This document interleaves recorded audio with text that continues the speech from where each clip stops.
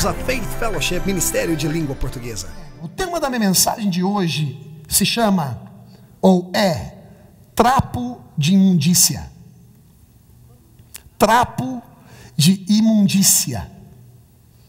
O tema da minha mensagem hoje é trapo de imundícia. Quantos aqui sabem o que é trapo? Quantos sabem o que é trapo? Como um pedaço de pano. Hã? E quantos aqui sabem o que é imundícia? É algo sujo. Por que não falar sobre o aspecto de algo imundo, ao invés de apenas sujo? Imundo. Algo que é sujo ao triplo. Podemos colocar dessa forma. Então o tema da minha mensagem hoje vai levar a todos nós a refletirmos sobre o que é essa questão de trapo de imundícia através das Escrituras Sagradas. Eu gostaria de pedir aos irmãos e às irmãs que, por gentileza, abrissem as Escrituras Sagradas no livro de Isaías, o profeta Isaías, no capítulo 64, 64º capítulo do livro do profeta Isaías. E nós estaremos lendo a partir do versículo 4. E vamos ler até o 6. E em seguida vamos pular para o versículo 8. Então Isaías capítulo 64, versículo 4 até o 6. E depois estaremos pulando para o versículo 8. Eu estarei lendo na versão Almeida revisada e corrigida. Amém. Se você já está aí, diga glória. Glória. Diga aleluia. Aleluia. Diga tô contigo, pastor. E não largo. Amém. Assim diz as Escrituras Sagradas. Olha só. Porque desde a antiguidade não se ouviu, nem com o ouvido se percebeu, nem com os olhos se viu um Deus além de ti, que trabalha para aquele que nele espera. Diga espera. Saíste ao encontro daquele que se alegrava e praticava justiça, daqueles que se lembram de ti nos teus caminhos. Eis que te iraste, porque pecamos. Neles há eternidade para que sejamos salvos. Mas todos nós somos como o imundo. Todos nós somos como o imundo. E todas as nossas justiças, e podemos substituir a palavra justiças aí por obras. Por obras. E todas as nossas obras ou justiças como trapo de imundícia, e todos nós caímos como a folha, e as nossas culpas como um vento nos arrebatam. Agora versículo 8. Mas agora, ó Senhor, tu és o nosso Pai, nós o barro e tu o nosso oleiro, e todos nós obra das tuas mãos. Então é interessante observar que primeiro fala da obra das nossas mãos.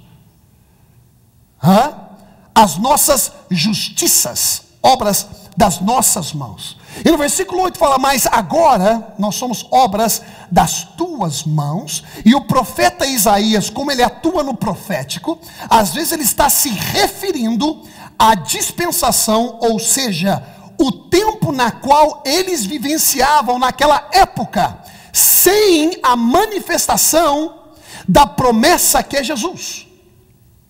Na época em que o profeta Isaías estava se referindo acerca dessa escritura, ou estava relatando as escrituras, ele está vivendo uma época na qual ele ainda não experimentava Jesus, como nós experimentamos hoje. Mas de repente é como que acontece um flip, é como que se tudo muda e ele entra em um setor profético na qual é como se ele já tivesse com Jesus ali no momento.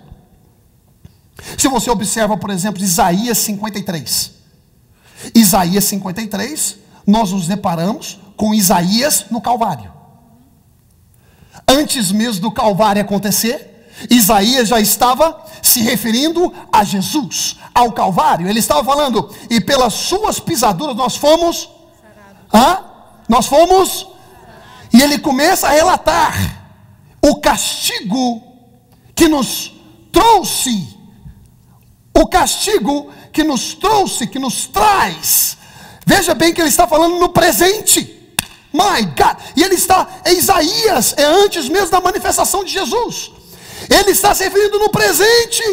É como se Jesus estivesse naquele exato instante morrendo na cruz do Calvário, e como se ele já pudesse contemplar ao terceiro dia Jesus ressurgindo, e ele tendo a paz de Deus, que é onde nós vamos entrar.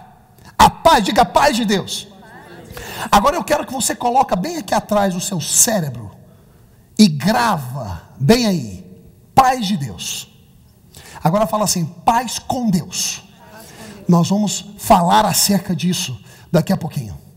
Permita-me criar um fundamento para que eu possa transmitir o que eu quero transmitir para os irmãos. Eu sei que talvez vocês nunca escutaram antes o que eu vou estar relatando para vocês, mas eu quero que vocês me permitam a criar esse fundamento. Amém? Então agora nós entendemos que Isaías, como profeta, ele entra em um setor profético, na qual esse setor profético não está atado ao cronos, não está atado ao tempo humano. Quando você entra no setor profético, você pode estar falando hoje acerca daqui de 100 anos. Pergunta para Daniel se não é assim, quando ele via pássaros de fogo. E muitas outras coisas que teologicamente, quando você estuda, você sabe que ele não estava falando da época dele. Pergunta a Jeremias, a Ezequiel, quando eles profetizaram acerca do rei de Tiro.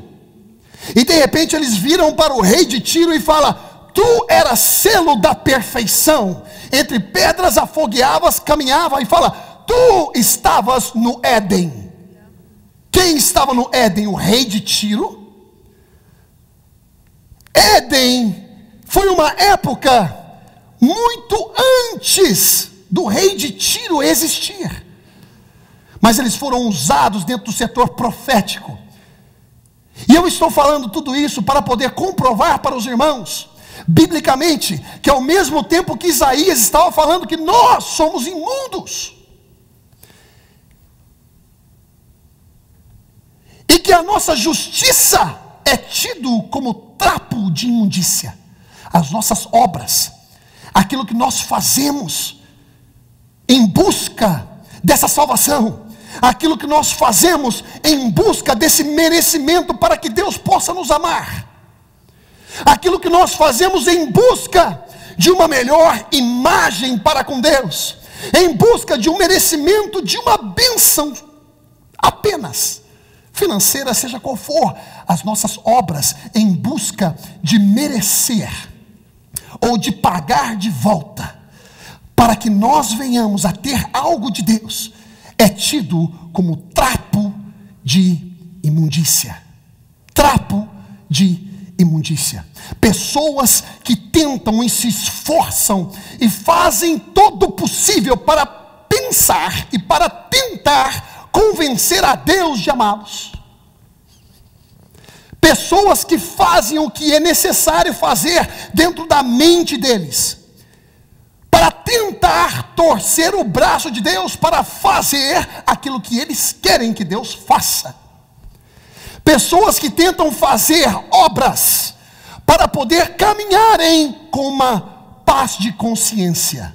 Eu recebi isso porque eu dizimei, eu recebi isso porque eu jejuei, eu recebi isso porque eu vou à igreja, e porque eu faço tudo isso, Deus está fazendo isso por mim.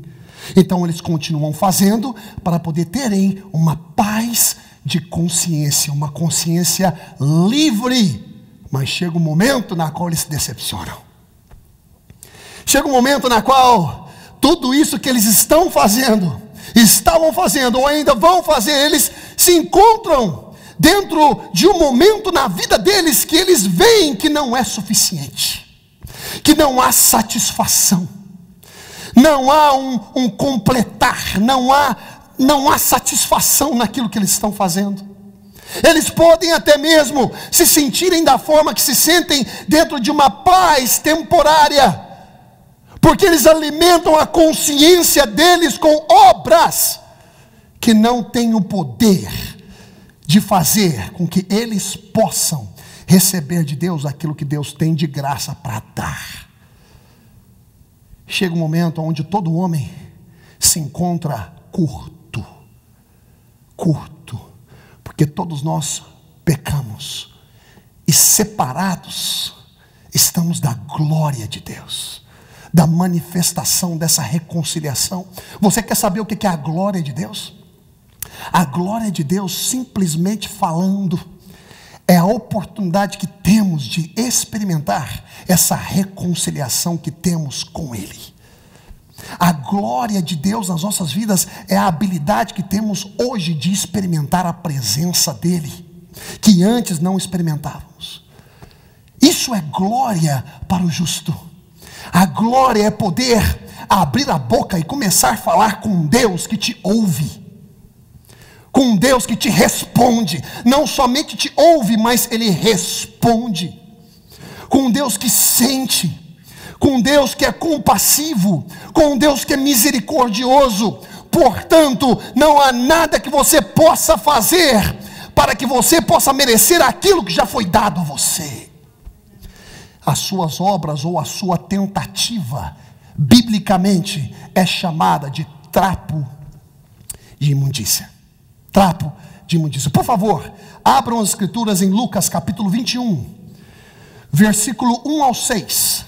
Versículo 1 ao 6, ainda na Almeida revisada e corrigida, a versão que eu estou lendo. Ok? Lucas 21, versículo 1 ao 6. E nós vamos observar que Deus olha o coração puro que executa obras, e não as obras de um coração interesseiro. Deus sempre olha um coração puro que executa obras. Presta atenção no que eu estou dizendo. Deus sempre olha um coração puro que executa obras do que obras que vêm de um coração interesseiro. Deus sempre olha um coração puro que executa obras. Deus sempre olha um coração puro. O que Ele olha é o coração que manifesta obras. Ele não olha as obras para ver como é o coração, porque tudo nasce no coração. Adultério não nasce quando você deita na cama com uma mulher, mas sim quando você olha e com teu coração você deseja, já está feito. Deus olha para um coração puro que executa com obras, do que as obras dentro de um coração interesseiro. Fui bem claro nisso? Olha o que as escrituras dizem, olha só. Todos estão aí? Se você está aí, diga glória. Lucas 21, de 1 a 6, diz assim: e olhando ele, Jesus, viu os ricos lançarem as suas ofertas na arca do tesouro. Diga arca do tesouro. E viu também uma pobre viúva lançar ali 2 pequenas moedas, e disse: em verdade vos digo que lançou mais do que todos esta pobre viúva, porque todos aqueles deram como ofertas de Deus do que lhes sobeja, mas esta da sua pobreza deu todo o sustento que tinha. E dizendo alguns a respeito do templo, que estava ornando de formosas pedras e dádivas, disse: quanto a estas coisas que vedes, dias virão em que se não deixará pedra sobre pedra que não seja derribada. O que Jesus está passando aí, não é que a oferta do pobre é aceita e a oferta do rico não. Não tem nada a ver dentro do aspecto de ter mais recursos financeiros e o outro não ter. O que Jesus está falando aí é acerca do coração. Muitos ofertavam e faziam, por exemplo, ofertavam e dizimavam, simplesmente por aparência. Simplesmente por aparência, para que os outros pudessem ver. Igualmente, quando Jesus chama a atenção, não faça como os fariseus e os saduceus, que quando jejuam, ficam se mostrando aos outros nas praças, mas antes, lava o teu rosto. E é isso que muitos crentes hoje em dia, justos e outras pessoas também, até no mundo secular, querem fazer. Querem viver de uma aparência que mais cedo ou mais tarde irá os revelar. O que parece não significa que é. Nem tudo que reluz é ouro. Muitos na igreja estão tentando executar com obras. Deixa eu dizer uma coisa: o seu sucesso temporário não significa que é a mão de Deus na sua vida. Não. O sucesso que Deus traz nas nossas vidas não diz respeito ao título que carregamos ou ao departamento que servimos, mas o sucesso que Deus traz na nossa vida é a convicção de quem somos no reino de Deus e daquele que nos chamou para ser. O nosso sucesso está atado, meu querido, apenas na satisfação que temos em reconhecer quem somos, para quê fomos chamados e para onde estamos indo, em um Deus que nos suporta em todas as áreas, em todas as situações e na jornada da nossa vida. Sucesso não é você ter um título. Aleluia, você faz o título, mas o título não te faz. Muitas pessoas podem ter o seu título, podem ter o seu escritório, podem ter a sua roupa, o teu carro, mas não podem ser você. Não. Negativo. Muitas pessoas executam com obras dentro da igreja. Muitas pessoas executam com obras lá fora. Mas o coração não está de acordo com aquilo que Deus quer. É isso aqui que essa escritura está dizendo. Não é porque ela deu simplesmente da necessidade dela. É porque ela deu com convicção e com gratidão. Amados, nós ofertamos e dizimamos porque nós somos gratos por um Deus que ofertou o Filho dele na cruz do Calvário. Nós não ofertamos e dizimamos porque temos necessidade. Nós não ofertamos e dizimamos porque é lei. Nós não ofertamos e dizimamos porque tem que suportar alguma coisa. Você suporta a obra de Deus porque você se identifica através do amor. Você oferta e dizima porque você é grato a um Deus que te ama tanto e que tem a sua vida na mão dele. E ninguém pode te arrebatar disso. Vocês estão entendendo o que eu estou dizendo? Eu tenho que avançar. Abra as escrituras agora, por favor, em Romanos capítulo 3. E nós vamos estar lendo de 10, versículo 10 ao 20. Alguém está aprendendo alguma coisa aqui hoje até agora? Eu ainda estou apenas na minha introdução. Se apenas a introdução, dentro daquilo que eu quero entrar. Estou estabelecendo um fundamento para eu poder soltar algo aqui que eu tenho certeza que vai te abençoar. Vai te abençoar. Romanos, capítulo 3, versículo 10 ao 20. Ainda na Almeida revisada e corrigida. Se você está aí, diga aleluia. Olha só que interessante, diz assim, como está escrito? Está escrito onde? Na Bíblia. O apóstolo Paulo está se relatando a algo que está escrito nas Sagradas Escrituras. Como está escrito: não há um justo, nenhum sequer. E se está escrito no Velho Testamento. Se está escrito no Velho Testamento. Então o apóstolo Paulo começa agora o speech. Ele começa agora a pregação dele. E ele agora traz de um tempo na qual ninguém tinha esperança. A lei era o máximo que o homem tinha para tentar buscar uma paz de consciência por um tempo determinado, porque todo ano tinha que sacrificar de novo. Todo ano tinha que sacrificar de novo. Então agora ele fala assim, ó, como está escrito, não há um justo, nenhum sequer. Não há ninguém que entenda, não há ninguém que busque a Deus. Todos se extraviaram e juntamente se fizeram inúteis. Inúteis. Não há quem faça o bem, não há nenhum só. A sua garganta é um sepulcro aberto. Agora você imagina, não é só escuro, mas fede. Existem bocas por aí que não só causam morte. Juntamente com isso vem a escuridão, a falta de luz, através de conselhos escuros. E fede. Aqui está falando as Escrituras.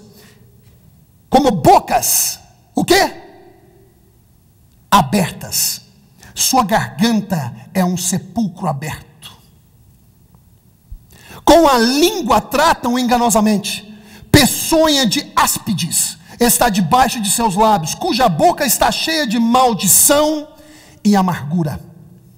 Os seus pés são ligeiros para derramar sangue.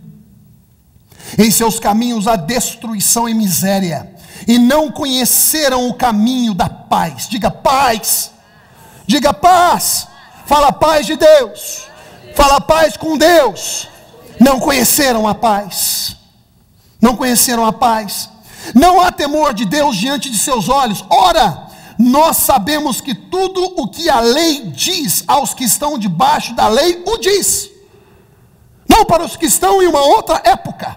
Não para os que estão na graça. Mas para os que estão debaixo da lei, a lei diz para eles. Agora olha que interessante, meus amados. Para que toda a boca esteja fechada e todo mundo seja condenável diante de Deus. My God. Porque só pode se identificar o pecado quando há lei. Se não há lei, não há pecado. Não há nada que diga que é errado. Então a lei veio para expor a fraqueza humana. A lei veio para expor. A lei, como eu já disse em uma das pregações passadas, é como um microscópio que quando você coloca a sua falha ali, tudo parece maior. Algo que é tão pequeno parece maior. A lei é uma pessoa querendo matar um mosquito quando ele pousa na cabeça do outro com um martelo. Essa é a lei. Faz de coisas pequenas algo tão grande. Ao invés de chegar na cabeça do outro, fazer assim, ó. Não dá oportunidade. O que importa é executar. Não importa se uma alma tenha que morrer. Aqueles homens, quando levaram aquela mulher adúltera, eles foram em nome da lei. A lei de Moisés diz isso. E a intenção deles não era nem mesmo executar com a lei, mas expor Jesus. Então, para expor Jesus, se o preço era matar uma pessoa, vamos matar. Será que vocês conseguem ver isso? Enquanto eles buscavam fazer isso, Jesus buscava se entregar. Olha a diferença de lei e graça. Lei sempre quer exterminar, seja qual for, seja talento, chamada ou pessoa. Exterminar em busca de saciar o seu próprio ímpeto em execução daquilo que ela foi estabelecida para executar. Graça não. Graça, se alguém tem que morrer, que morra eu. Se alguém tem que ser culpado, que seja eu. Se alguém que tem que ir para o inferno, que eu vá. That's grace. Graça não é uma mensagem, graça é uma pessoa. Jesus Cristo é a graça. E quando você começa a conhecer mais desse Jesus, você é liberto. Você é liberto de chavões que te mantém preso. Você é liberto de ensinamentos que te mantém escravo. Livres para adorar. Livres para declarar a majestade e a glória do nosso Deus. Mas presos por frases, por ensinamentos que não nos permite encontrar a liberdade para a qual nós fomos chamados. Por isso, nenhuma carne. Sabe por quê? Por isso, porque aqueles que estão debaixo da lei, escuta a lei. E por isso, por haver essa lei, na qual ela foi uma tutora até que a promessa se manifestasse, e eu tenho ensinado isso para vocês, por isso, nenhuma carne será justificada diante dele pelas obras da lei, porque a lei não pode te justificar. Ela tenta, mas ela não pode te justificar, porque pela lei vem o conhecimento do pecado. Agora, a justificação pela fé em Cristo. Olha o que diz agora, olha, presta atenção. Romanos 3, 10 a 26. 10 a 26. Estão comigo? Presta atenção aí, já a gente vai chegar lá. 10 a 26. Olha o que diz, olha. Estão aí? Como está escrito?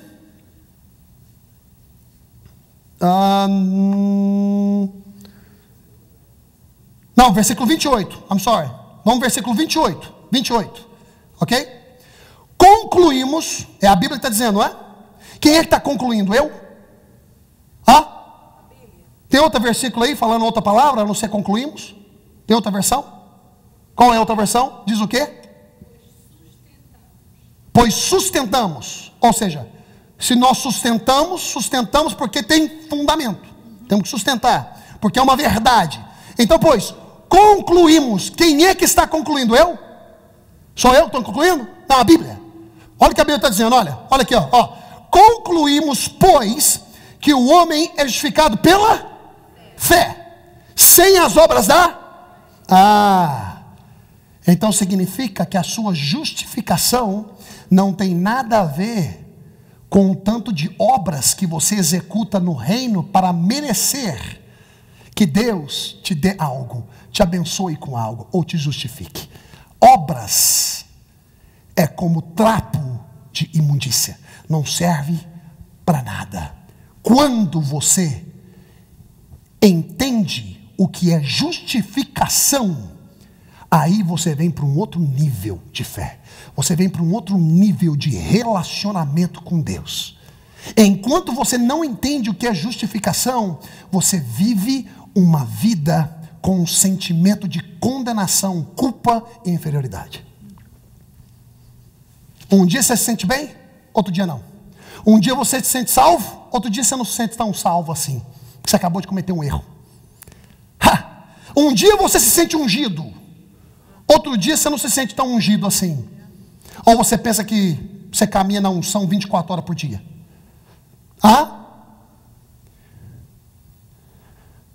Abra a Bíblia, por favor, em Mateus 9. Agora nós vamos entrar.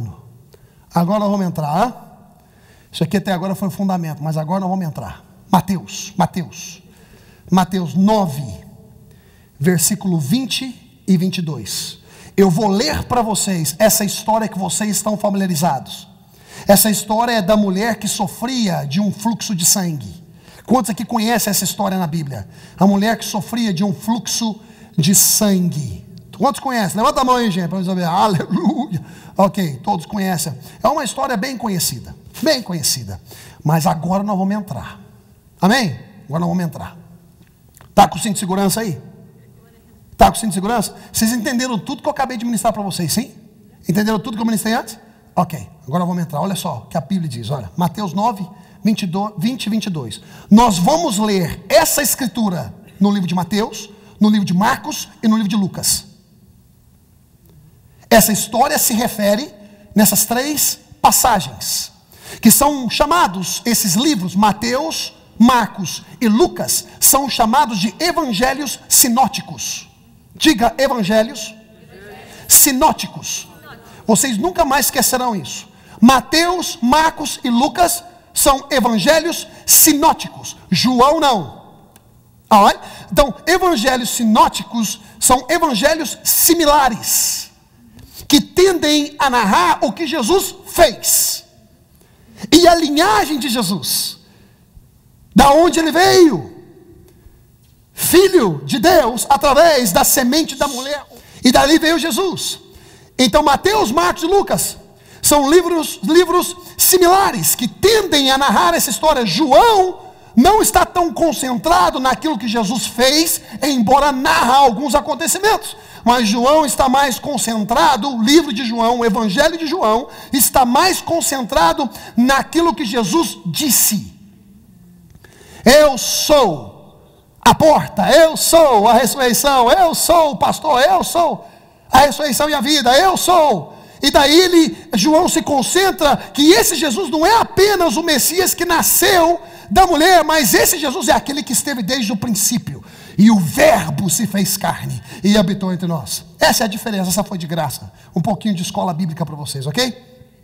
Então aqui nós vamos ler essas 3 passagens. Mateus, capítulo 9, versículo 20 e 22. Ainda na Almeida Revisada e Corrigida. Diz assim: e eis que uma mulher que havia já 12 anos padecia de um fluxo de sangue, chegando por de trás dele, tocou a orla da sua veste, porque dizia consigo: se eu tão somente tocar as suas vestes, ficarei sã.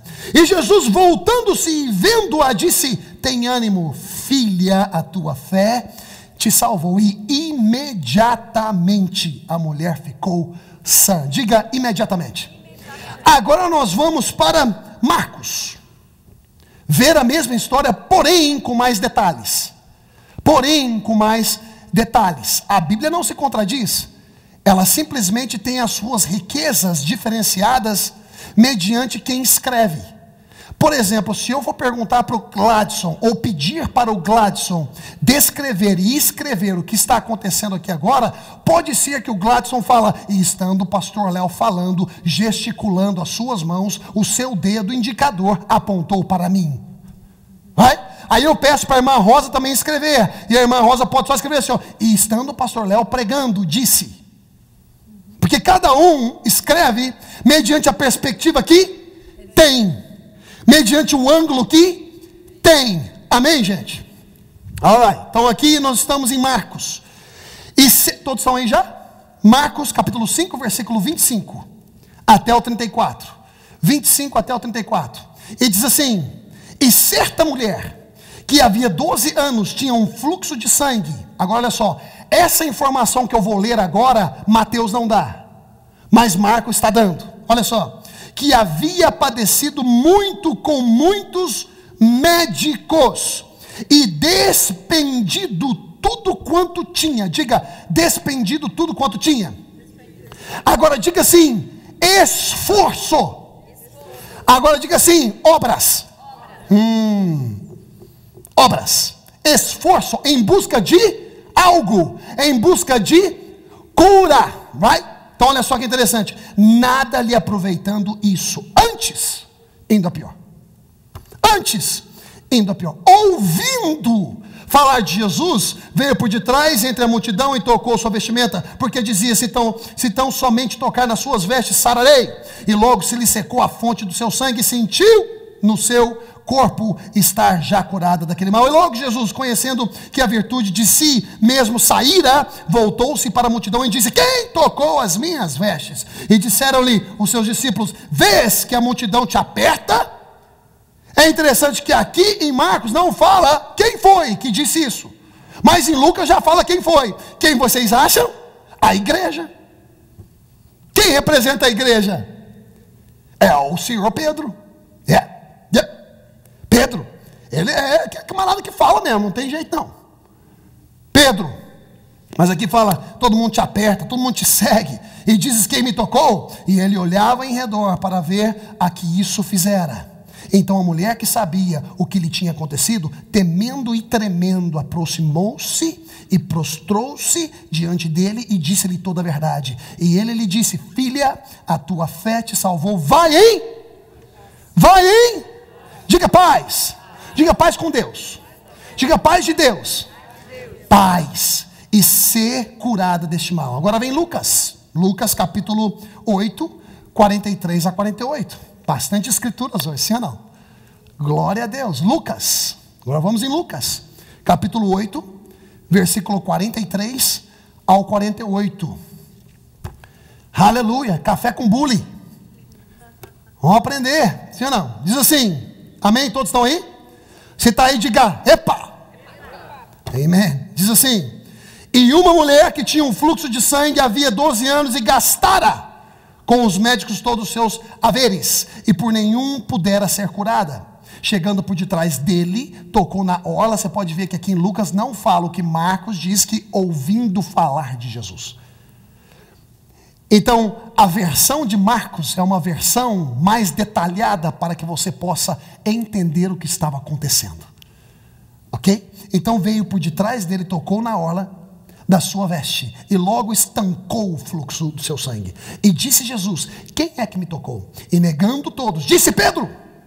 E os que estavam com ele: mestre, a multidão te aperta e te oprime, e dizes: quem é que me tocou?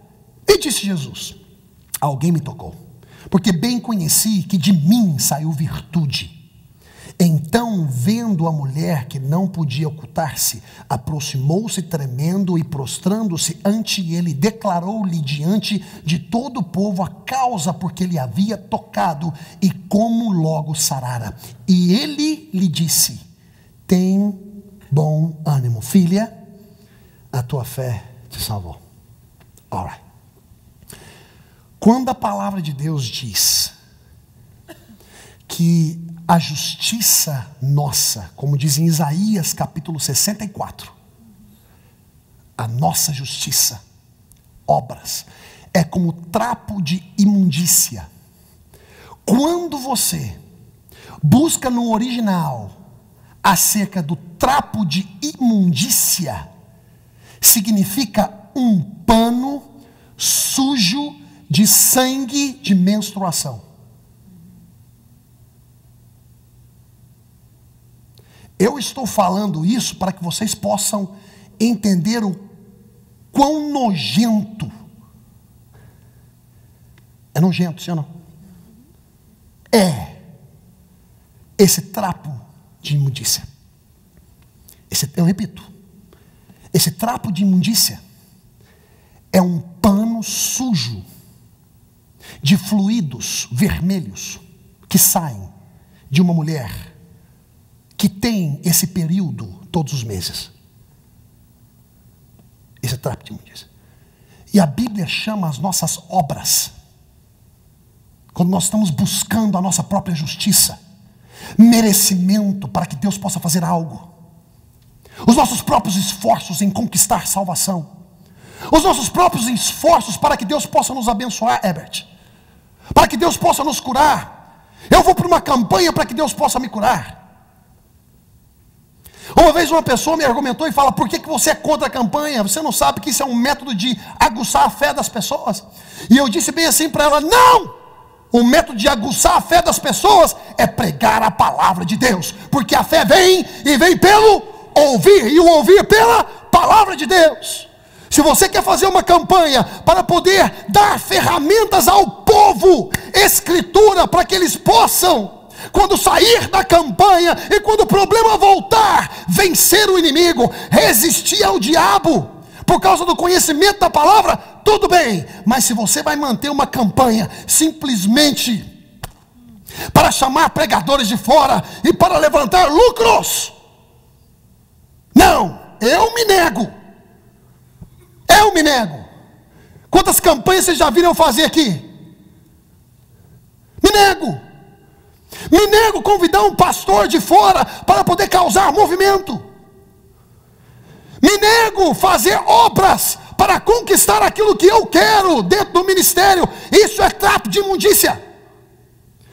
Me nego a concordar com algumas coisas para que eu possa pregar em alguns púlpitos. É trapo de imundícia. Me nego a fazer algumas coisas e levantar algumas coisas para poder trazer finanças para o meu bem-estar, ou para o bem-estar daquilo que eu penso que é. Às vezes é até coisa boa, mas eu estou querendo fazer pela força do meu braço, e não porque Deus me disse. Trapo de imundícia. Trapo de imundícia.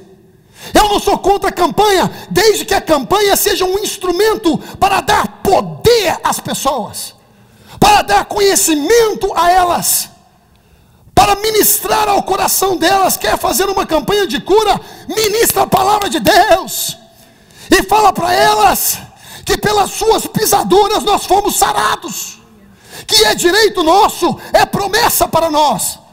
Nós somos herdeiros e co-herdeiros em Cristo Jesus.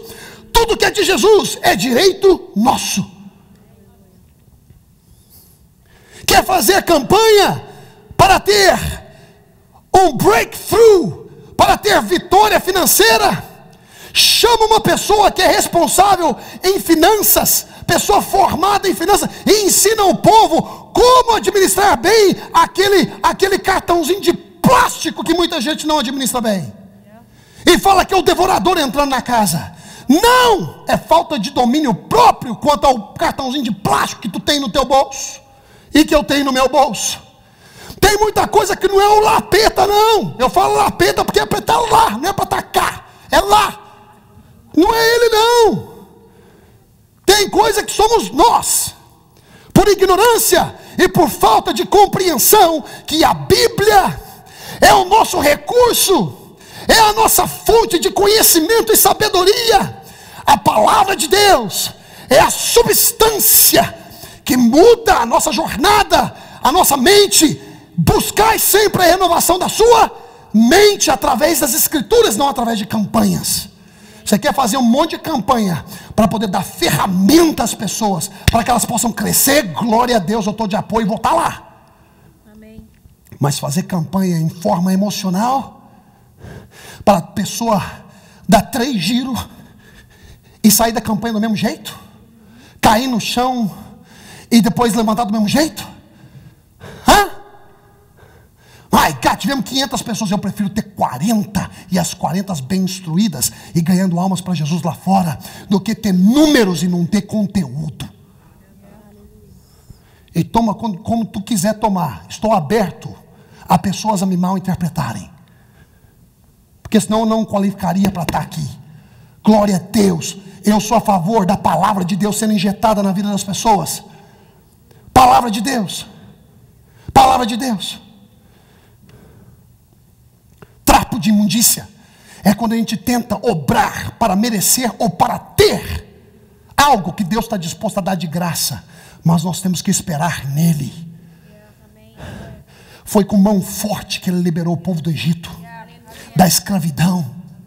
Foi pela palavra da boca dele. Foi pelo poder miraculoso de Deus que o povo foi liberto. Is the word of God. É a palavra de Deus. Nós temos paz com Deus quando nós entendemos justificação. Agora eu vou entrar naquilo que eu falei, que talvez vocês nunca escutaram antes, e eu vou falar para vocês agora, e me dê a oportunidade de me explicar. Me dê a oportunidade. Muitas pessoas pensam que simplesmente pelo fato de Deus amá-las, elas têm paz com Deus, e isso não é verdade. O amor de Deus não te traz paz. Eu repito, o amor de Deus não te traz paz. Eu vou te mostrar o que te traz paz. Agora mesmo, abra sua Bíblia. Mostrar nas Escrituras, para que ninguém tenha essa mensagem como opinião humana. Escrituras, Romanos 5, versículo 1 e versículo 2. Romanos 5, versículo 1 e versículo 2. E eu vou mostrar para vocês que não é o amor de Deus que nos traz paz com Ele, embora Ele seja um facilitador para que nós venhamos a ter paz com Ele, mas não é o amor de Deus que traz paz entre os homens e Ele, a reconciliação. Não. Olha o que diz aqui, ó, Romanos, capítulo 5, versículo 1 e 2.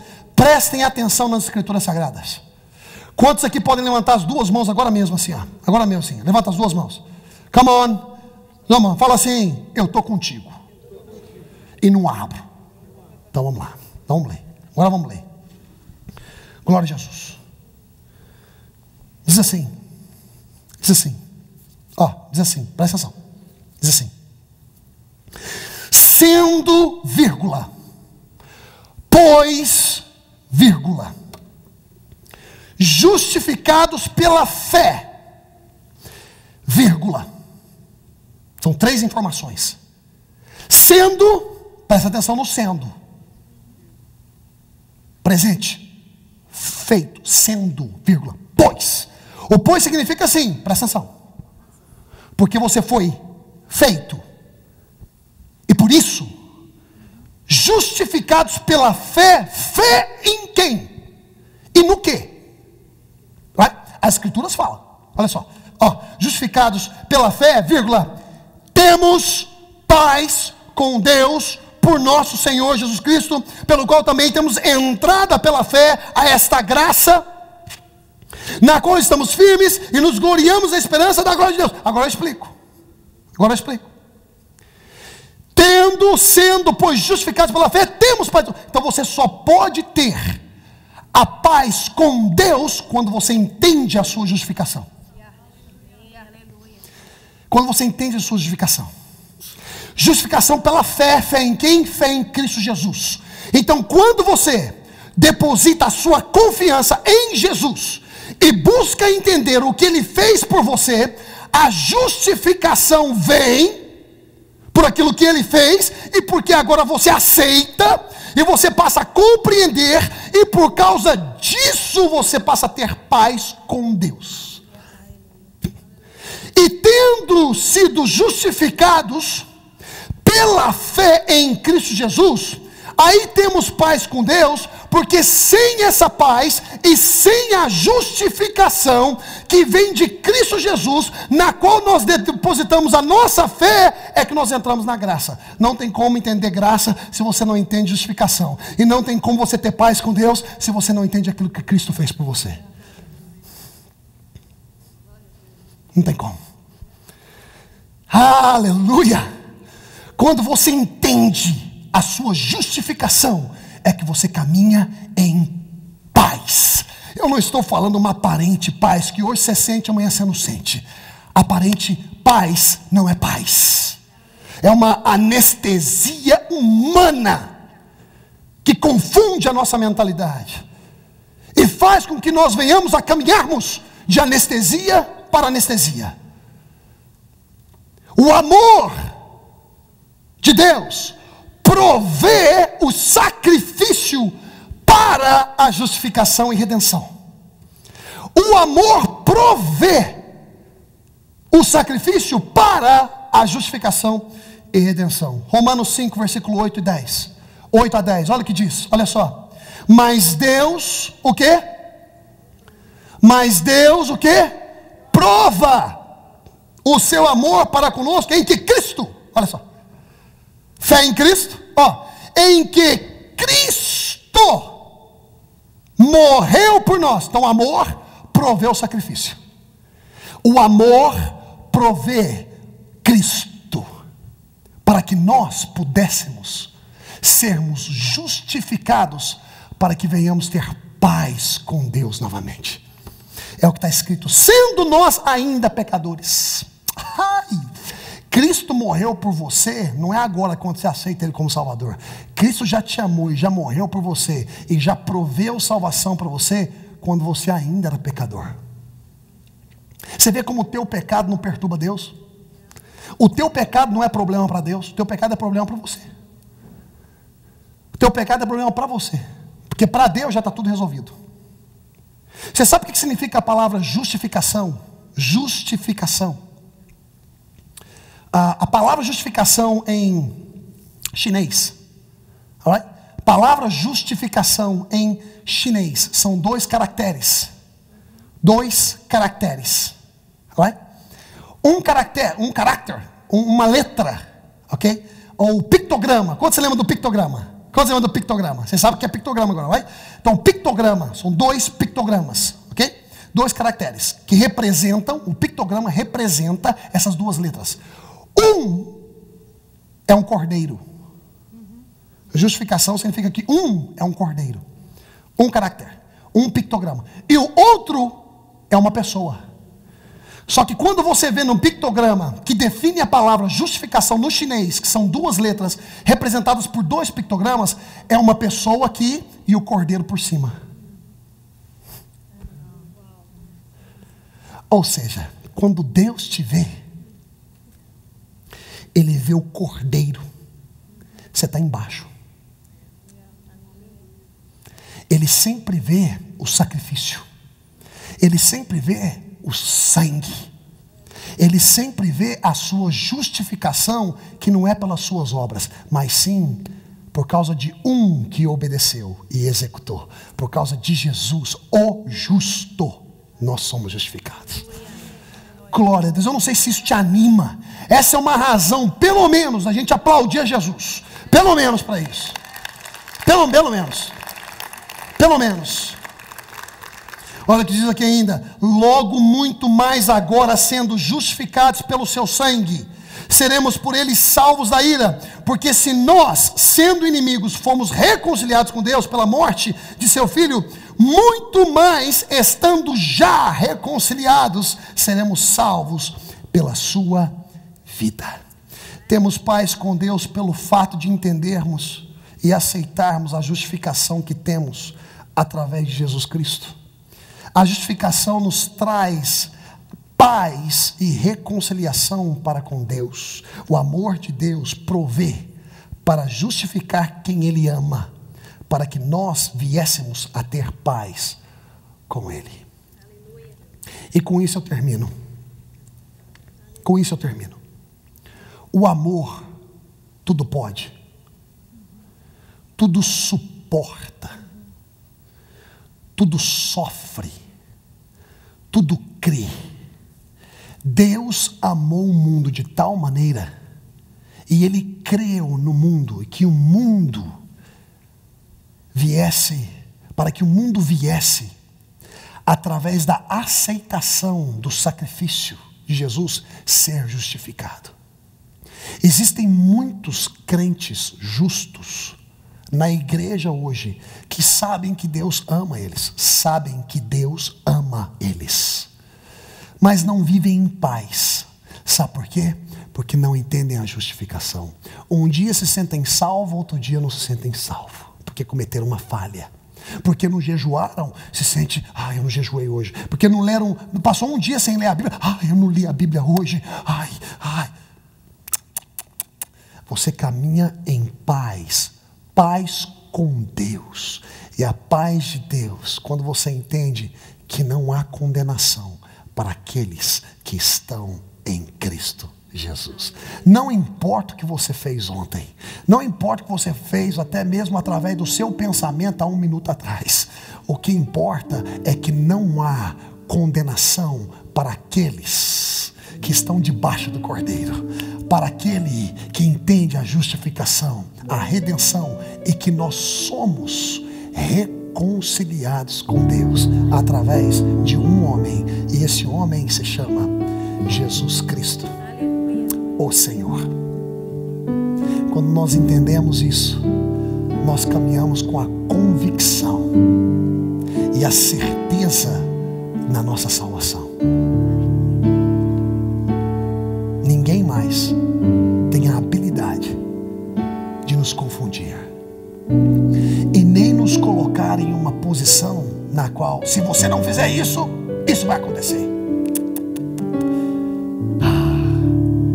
O amor de Deus nos trouxe a oportunidade de novamente termos entrada ao trono da graça. Para entender a graça é necessário entender que você é justo e que o Senhor tem o prazer no processo da vossa transformação.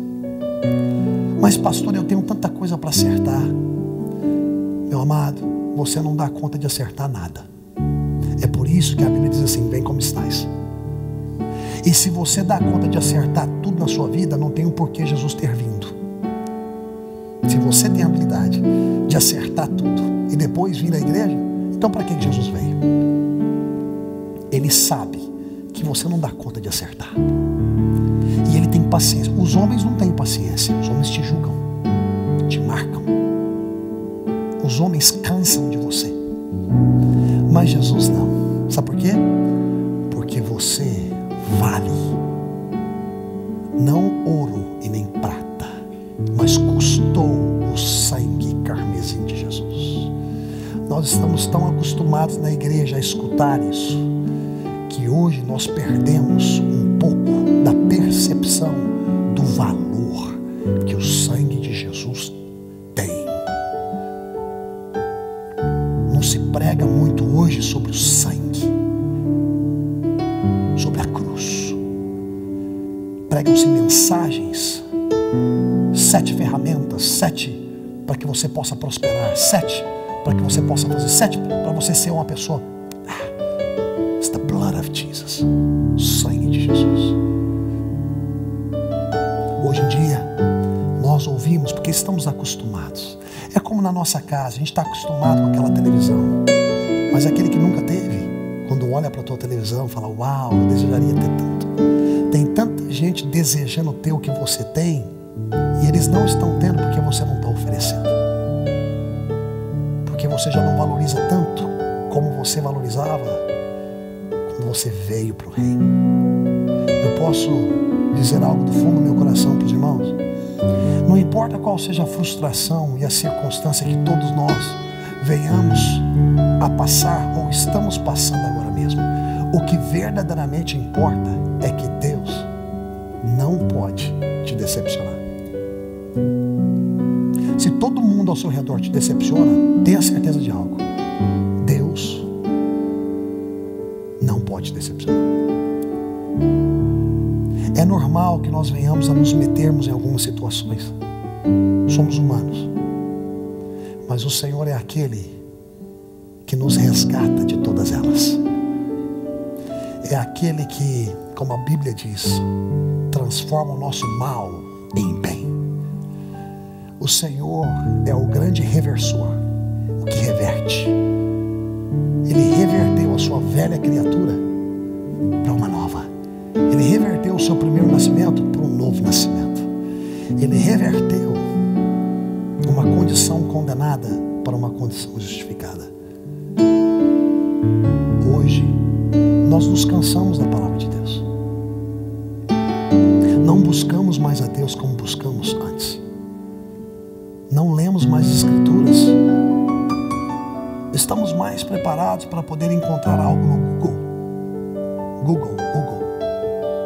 Estamos mais preparados para poder simplesmente buscar uma mensagem na internet pronta, bota lá e escuta, do que ter um tempo para poder desenvolver a nossa própria mensagem. Pode dizer uma coisa?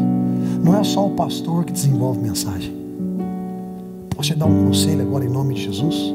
Sei que muitas pessoas estão faltando aqui hoje, mas eu quero dar um conselho para vocês. Desenvolva a sua própria mensagem. Abra a Bíblia. Eu quero estabelecer uma mensagem sobre justificação. Coloca lá tema, justificação. Pesquise. Desenvolva a sua mensagem. Sabe para quê? Para que você possa tê-la em seu coração. Ame as Escrituras. Ame o conhecimento. O grande Sócrates. Sócrates não é um jogador de futebol. Sócrates, o grande Sócrates. Um dia foi abordado por um jovem. E o jovem disse assim para ele: ó grande Sócrates, eu venho até ti para poder ter conhecimento. Conhecimento. E Sócrates falou para ele: então me siga. Então eles foram até a praia. E na praia eles entraram na água. E quando a água estava batendo aqui no peito de Sócrates e o menino, quando a água estava batendo aqui no peito, Sócrates pegou o menino e afundou ele na água e deixou ele ali uns 30 segundos debaixo da água. Então ele levanta o menino, e aí Sócrates pergunta para ele: você veio a mim em busca de quê mesmo? Aí o menino falou assim: de conhecimento. Ele foi e mete na água de novo. E agora ele deixa 1 minuto.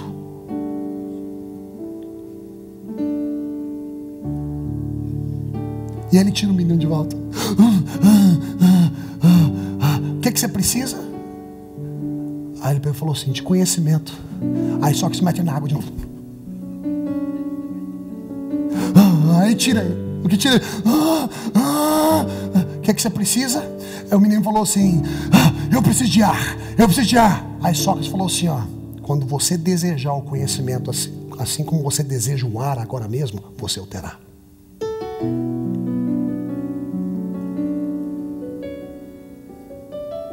Tem gente que quer comprar conhecimento. Deseja a palavra de Deus, assim como você deseja o ar que você respira. Deseja esse relacionamento com Deus, na qual, não importa qual seja o horário, você está disposto a receber algo novo de Deus. Deseja a Deus. Ele está bem dentro de você.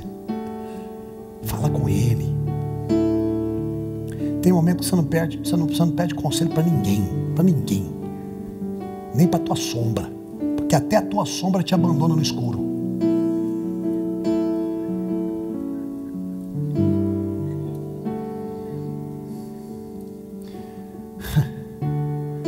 Wisdom. Eu declaro em nome de Jesus sobre a vida de vocês conhecimento e sabedoria para sobrepassar qualquer situação, pela autoridade que Deus tem me dado como ministro do Evangelho e abaixo do meu pastor nessa casa.